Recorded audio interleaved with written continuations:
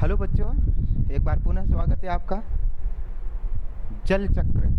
बहुत ही important topic के साथ इसमें आपको जल चक्र के पूरी थ्योरी और एमसीक्यूज मिलेंगी। आप जुड़े रहिए अंत तक हमारे साथ। और जो जवाहर नवोदय विद्यालय का न्यू सिलेबस अकॉर्डिंग हम बेहतर प्रयास कर रहे हैं, आपको बहुत अच्छा लगेगा। आप एक बार वीडियो अंत तक अवश्य देखें। तो चलिए अपन टॉपिक पे बात कर लेते हैं, है ना। जल चक्र। पृथ्वी पर जल का वायुमंडल क्या है? क्या होगा? वायुमंडल, भूमि और महासागरों। पृथ्वी पर जल का वायुमंडल, भूमि और महासागरों के बीच निरंतर घूमना जल चक्र कहलाता है, वाटर साइकिल कहलाता है। यह एक प्राकृतिक प्रक्रिया है जो पृथ्वी पर जल का संतुलन बनाए रखती है। भाई जल चक्र है वो कई वर्षों से चल रहा है। इस चक्र के दौरान जल अपनी तीन अवस्थाओं, ठोस यानी बर्फ, द्रव या पानी और गैस या वाष्प के में बदलता रहता है। आज हम जो पानी पी रहे हैं वह अरबों साल से इसी चक्र में घूम रहा है। यह अरबों वर्षों से यही चक्र चल रहा है ना। देखिए जल चक्र के मुख्य चरण क्या है। जल चक्र का जो है चरण है वो अपन दे रखे हैं। पहला है वाष्पीकरण। सूर्य की जब हीट पड़ती है, तेज गर्मी पड़ती है, तो झीलों, समुद्रों या नदियों में से जो पानी है ना भाप बन करके उड़ने लगता है, वही जो है वाष्पीकरण कहलाता है। क्या कहलाता है बेटा? वाष्पीकरण वो कहलाता है। दूसरा है संघनन। क्या है संघनन? क्या है? ऊपर जाकर हवा ठंडी होती है। भाई जैसे जैसे ऊंचाई पे जाते हैं तो हवा ठंडी हो जाती है, जिससे जल वाष्प फिर से पानी की छोटी छोटी बूंदों में बदल जाता है और बादल बनते हैं। वहाँ क्या बनते हैं बेटा? बादल बनते हैं।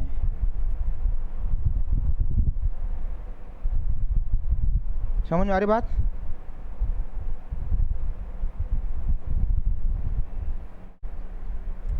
उसके बाद है वर्षण यानी वर्षा। जब बादलों में पानी की बूंदें भारी हो जाती हैं तो वे बारिश, बर्फ या ओले के रूप में धरती पर गिरती हैं, वापस आती हैं, जिसे बारिश कहते हैं। फिर है संचयन यानी बारिश का पानी संचय करना। बारिश का पानी नदियों और झीलों में इकट्ठा होता है और कुछ पानी रिस कर जमीन के नीचे भूजल चला जाता है, जिससे जल स्तर जो है वो पुनः बढ़ता है। वाष्पीकरण और वाष्पोत्सर्जन, ये दो आपको दिया है। जल का वाष्प में बदलना जल चक्र का पहला और महत्वपूर्ण कदम है। जल का वाष्प में बदलना। अगला है वाष्पीकरण या इवेपोरेशन। सूर्य की ऊष्मा, हीट यानी वाष्पीकरण का मुख्य स्रोत है। सूर्य की ऊष्मा जो पड़ती है, गर्मी जो पड़ती है, जिससे हीट उत्पन्न होती है और उससे पानी भाप बनकर उड़ता है, वही वाष्पीकरण है। यह महासागरों के खारे पानी को भाप बनाकर मीठे पानी में बदल देता है। वापस जब वर्षा के रूप में नीचे आता है तो वो मीठे पानी में हो जाता है। अब है वाष्पोत्सर्जन, ट्रांसप्रेशन। पेड़ पौधे भी जड़ों से पानी सोखते हैं और अपनी पत्तियों के माध्यम से अतिरिक्त पानी को वाष्प के रूप में हवा में छोड़ते हैं। पेड़ पौधे भी अतिरिक्त जो पानी होता है पत्तियों के रूप में छोड़ते हैं, वो वाष्प में छोड़ते हैं, उसे वाष्पोत्सर्जन कहते हैं। यहाँ देखते हैं भूजल और जल संरक्षण, है ना, ग्राउंड वाटर। ये देखिए पृथ्वी का केवल 3% जल ही मीठा है। कितना है? 3% जल ही मीठा और पीने योग्य है।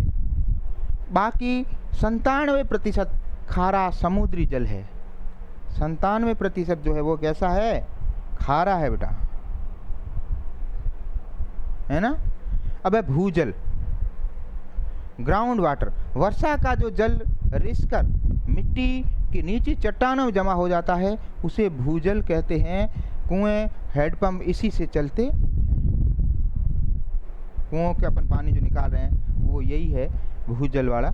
जल संरक्षण, वाटर कंजर्वेशन, जल को बचाना बहुत ज़रूरी है। वर्षा जल संचयन, जिसे रेन वाटर हार्वेस्टिंग कहते हैं, पानी के जल को बचाना के द्वारा बारिश के पानी को छतों से पाइप के जरिए गड्ढों में जमा करके भूजल स्तर बढ़ाया जाता है। बहुत ही अच्छी बात है थ्योरी के रूप में। अब अपन आ जाते हैं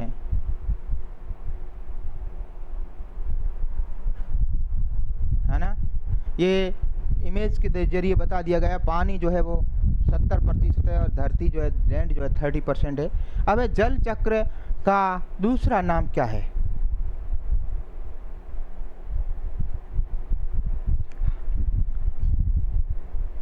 कार्बन चक्र, हाइड्रोलॉजिकल चक्र, नाइट्रोजन चक्र या ऑक्सीजन चक्र।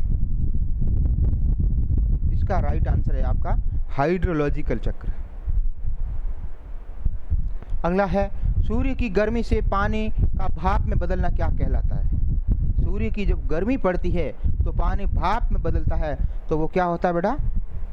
वाष्पीकरण होता है। भाप बन करके उड़ता है। तो कमेंट बॉक्स में अपना स्कोर अवश्य दीजिएगा। पृथ्वी पर वाष्पीकरण का मुख्य और सबसे बड़ा स्रोत क्या है? पृथ्वी पर, है ना, वाष्पीकरण का मुख्य और सबसे बड़ा स्रोत क्या है? चंद्रमा, हवा, पृथ्वी की आंतरिक गर्मी या सूर्य? वाष्पीकरण तो सूर्य सबसे बड़ा स्रोत है, उसकी हीट से ही संभव है। जल वाष्प का ठंडा होकर पुनः पानी की बूंदों में बदलना क्या कहलाता है?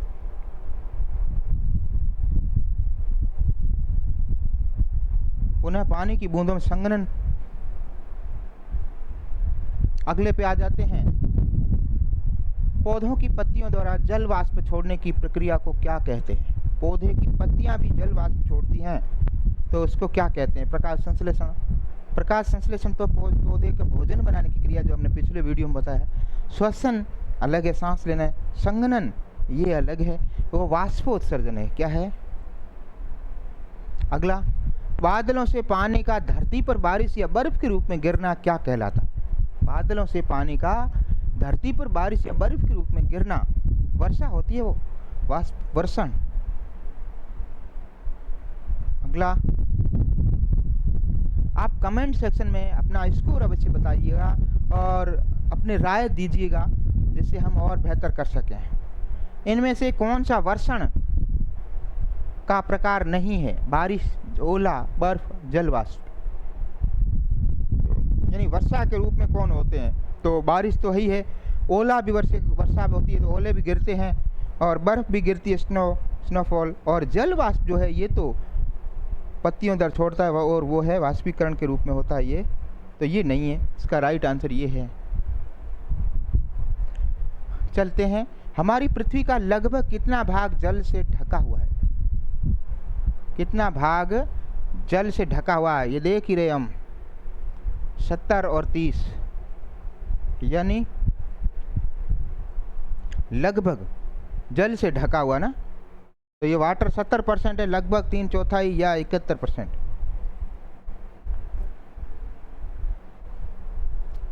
पृथ्वी पर मौजूद कुल जल में से पीने योग्य या फ्रेश वाटर लगभग कितना प्रतिशत है? Fresh water 50%, 70%, 3%, 97%।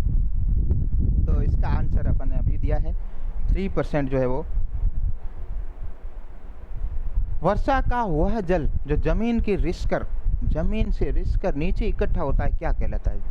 जमीन से रिसता हुआ नीचे इकट्ठा होता है, वो सतही जल है, भूजल है, समुद्री जल है, वाष्प है, यानी भूजल, ग्राउंड वाटर। आगे, समुद्रों और महासागरों का पानी सीधे पीने योग्य क्यों नहीं होता है? समुद्र और महासागर का पानी यह बहुत मीठा होता है, बहुत खारा होता है, या बहुत ठंडा होता है, या इसमें मछलियाँ होती है? इसका राइट आंसर बच्चे बताएंगे।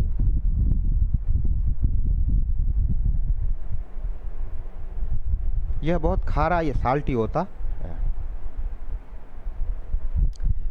पानी के जमने यानी फ्रीज होने पर वह किस अवस्था में बदल जाता है? पानी जब जम जाता है तो वह द्रव में, गैस में, ठोस में, प्लाज्मा में जम जाता है, तो फ्रिज में बर्फ बन जाती है ना, ठोस। अगला है, आसमान में बादलों का निर्माण किस प्रक्रिया के कारण होता है? आसमान में जब वाष्पोत्सर्जन के बाद जब पानी ऊपर हवा में ठंडा हो जाता है तो वह बूंदों का रूप लेता है और फिर वहाँ पर बादलों का निर्माण होता है। वो प्रक्रिया क्या कहलाती है? तो वो प्रक्रिया संघनन कहलाती है। क्या कहलाती है बेटा? ये संघनन। चलिए, इनमें से कौन सा जल का प्राकृतिक स्रोत नहीं है? नेचुरल। नदी, झील, कुआं, समुद्र। तो ये तो नेचुरल है, नदी, झील, समुद्र। कुआं जो है, वेल जो है मानव निर्मित है, सीधा दे भी रखा है।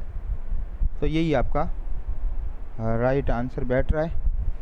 अगला प्रश्न आ जाता है, जल चक्र के निरंतर चलते रहने का सबसे बड़ा लाभ क्या है? जल चक्र जो अरबों सालों से ये चल रहा है, इसका लाभ क्या है? इससे पानी खत्म हो जाता है, या पृथ्वी पर जल की उपलब्धता बनी रहती है, या इससे हमेशा बाढ़ आती है, या समुद्र का खारापन बढ़ता है?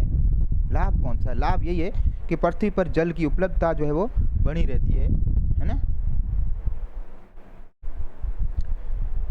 लंबे समय तक किसी क्षेत्र में वर्षा न होने पर कौन सी प्राकृतिक आपदा आती है? भाई बारिश नहीं होती है, नहीं होगी बहुत समय तक, तो क्या होगा? बाढ़ आएगी, सूखा होगा, भूकंप होगा, सुनामी होगी। तो ड्रॉट यानी सूखा ही आएगा ना, वो सूखा कहते हैं बारिश नहीं होना। लगातार और अत्यधिक वर्षा होने के कारण क्या स्थिति उत्पन्न हो सकती है?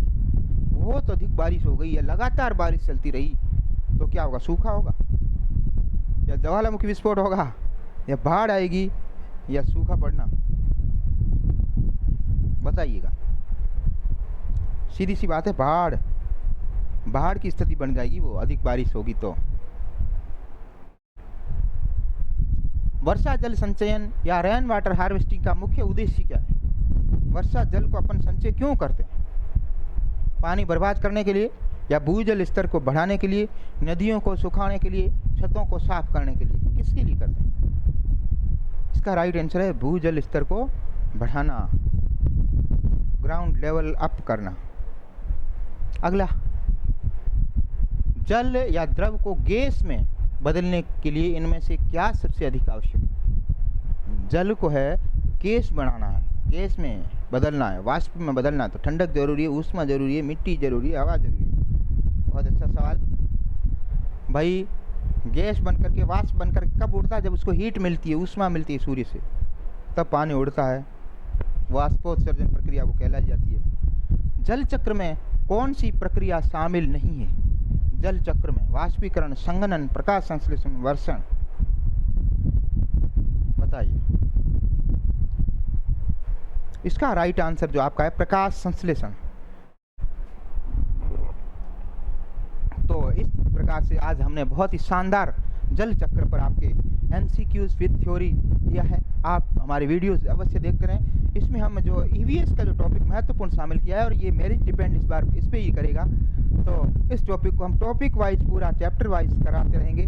पर डे अब जो इसका चैप्टर डाल रहे हैं।